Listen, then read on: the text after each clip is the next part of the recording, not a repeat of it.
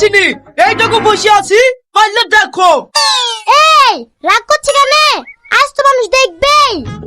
ও ভাবি, মুখটা একটু তোলো না দেখি। আর তো সহ্য করে গেল না রে। এই চুরা, আমার মুখে তুই ভাবে বলছি কেন? তোর চাচি হয় না? নতুন বউ বুঝলি, আজকেই ভাবি বললু, আর কোনোদিন ভুলবো নাকি? তুই যে খারাপ ছেলি, আমার পক্ষে চাচি ভাবি কিছু বলতে হবে না। তুই এখানে সত্য। ও মা, মুখের কাপড়টা একটু সরাও তো, মুখটা দেখি। কি গো, দাদু অনেকক্ষণ ধরে বলছে মুখের কাপড়টা একটু সরাও না, মুখটা দেখুক। কি গো, আমার কথা তোর মন লাগছে না? কাপড়টা সরাও।